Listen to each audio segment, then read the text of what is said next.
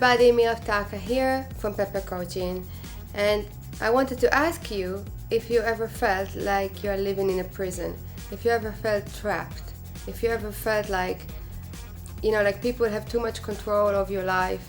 Maybe you are married to someone that you're not happy with, but you feel you cannot leave because of the children or because of economics or something like that. Maybe you depend on a boss who is paying you and you really hate the job. Maybe there is some kind of belief in you that you're not good enough, that you're not able to do things by yourself.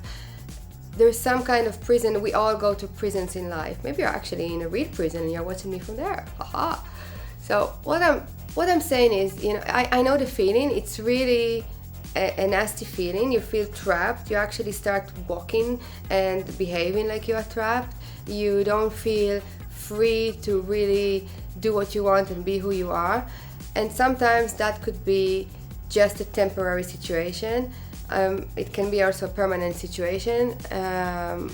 We won't go into this here. But what I wanted to do is I wanted to give you some tips that really helped me to deal with these situations while they were happening and until they finished, because also the bad things have an ending, and sometimes even just that thought helps you to get to the end of the day. Okay, so there are two things that I suggest that you start to do immediately. First of all, the first thing is sometimes a bit complicated, and it's actually to answer this question to yourself and to think, how does that situation serve you? Now, I know the first answer that jumps in mind is it doesn't, I don't know what to do, blah, blah, blah. Remember that every situation that we have in life, even the worst situations, come to show us something, to teach us something, to raise our awareness to something. And if we cannot see it, then the lesson will somehow repeat itself again. So you need to look for that answer within yourself. How is that serving me?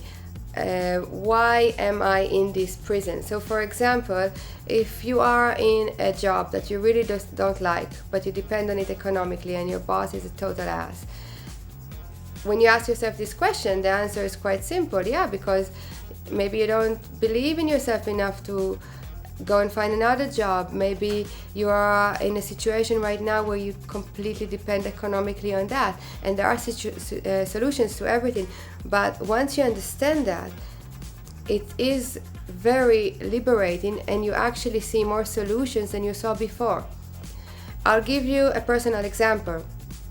I was in a marriage that I was completely unhappy and unsatisfied in for many reasons. But I stayed, and I stayed also when things were really bad, and also when things got physical, and also when the emotional abuse was so high. I didn't have a day I didn't cry.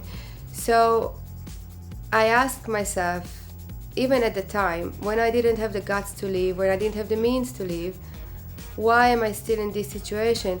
Why does it come into my life? What is it trying to show me? What is it trying to raise my awareness to?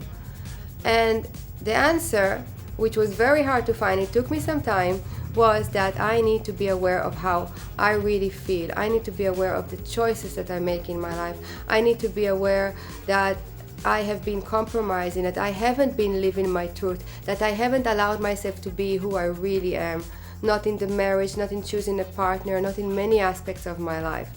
And I didn't have the courage to leave because of my fantasy world of a perfect family, and because I didn't really believe that I deserve better. And that was the truth.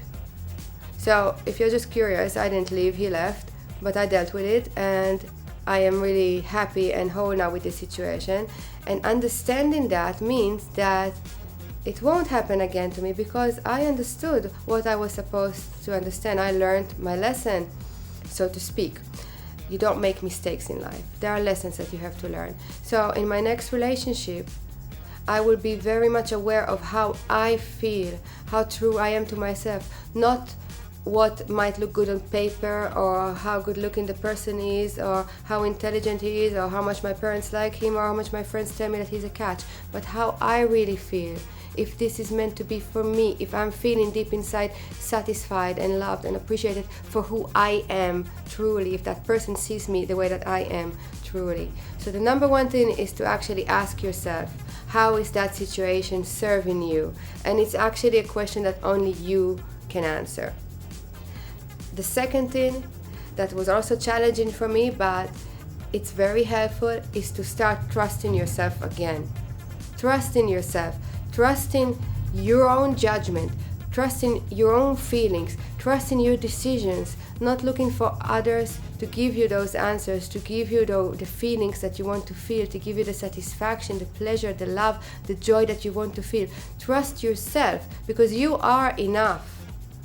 You were born enough, and you probably forgot it down the road.